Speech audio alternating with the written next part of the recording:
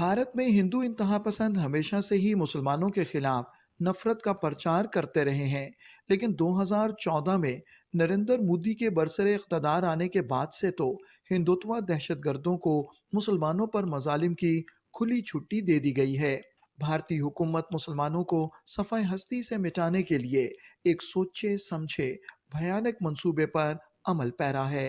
आपने पहला कानून बनाया, जैसे कानून में एंटी लव जिहाद, एंटी कन्वर्जन, CAA, ट्रिपल तलाक, जो जेंडर जस्टिस के नाम पे लाया गया, लेकिन जो दरअसल मुसलमान मर्दों को क्रिमिनलाइज करने के लिए किया गया था।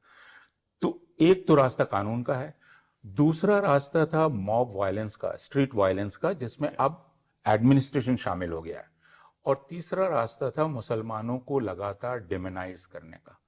आपने बड़े मीडिया के जरिए मुसलमानों की ऐसी तस्वीर खींची कि हिंदू सुबह से रात तक देख रहा है कि मुसलमान एक ऐसी चीज़ है जिससे आपको डर के रहना चाहिए, जो बहुत ख़तरनाक है, जो पता नहीं आपको काट देगा, आप कुछ कर देगा। तो सुबह से रात तक टेलीविज़न चैनल्स, हिंदी अखबार, फिल्में, पद्मावत किस्म की तो फिल्में। ये तीन रास्ते हैं जिन रास्तों से हिंदुओं को रेडिकलाइज किया गया और मुसलमानों को दोयम दर्जे का नागरिक बना दिया गया। चौथा मैं मानता हूँ जुडिशरी है, जिसमें जुडिशरी इंडल्जेंट है। जैसे बाबरी मस्जिद की जगह को जब आपने हवाले किया मंदिर के लिए, तो उसका लब्बो लुबाब क्या था? ये था कि हिंदू बड़ी चाहत के साथ उस जगह को देख रहे थे इतने सालों से, तो आप उन्हें दे दीजिए।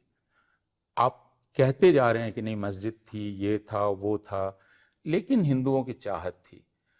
और जुडिशरी का इंटेलिजेंस, जिसको मैं कहता हूँ ज्यूरिस्प्रूडेंस ऑफ क्यूरियोसिटी, जो ज्ञानवापी में इन्वोक किया गया, जिसमें कहा गया कि अरे भाई मेरी सिर्फ इच्छा है जानने की कि इसमें है क्या, तो मैं टाइटल नहीं मांग रहा हूँ, लेकिन मैं इंस्पेक्ट तो कर सकता हूँ। उसका नतीजा है कि अब ज्ञानवापी में पूजा हो रही है।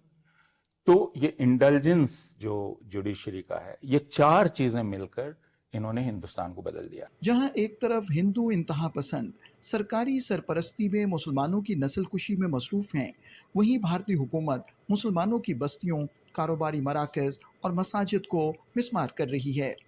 This used to be a bustling cluster of Muslim-owned shops, businesses and homes that have now been reduced to rubble by Indian authorities. The government says it was targeting illegal construction, but activists and civil society experts say that this is part of a larger trend and that India's Hindu right government has weaponized demolishment of Muslim properties as a mode of collective punishment and to instill fear in the community. इंसानी हुकूक के कारकुनों का कहना है कि भारतीय हुकूमत मुसलमानों और दीगर अक़लियतों की जायदादों को एक सोचे समझे मंसूबे के तहत मिस्मार कर रही है। There are many things which are illegally built in India, but the idea that it is just these particular habitations that's being targeted is, I think, symptomatic of the broader issue of essentially minorities being targeted because of their beliefs. The state is sort of giving or granting a broad permission structure under which these groups are allowed to act with impunity. I think it's fair to say that we can expect, more of this to continue in the months and years to come. Bharat के बाज़मीर सहाफ़ियों का कहना है कि मोदी के दौरे हुकूमत में जहां एक तरफ मुसलमानों की जायदादों की मिसमारी और इन पर हमलों में तशवीशनाक हद तक इजाफा हुआ है, वहीं ऐसे कवानीन भी मुतारिफ कराए गए हैं जो मुस्लिम दुश्मनी पर मबनी हैं।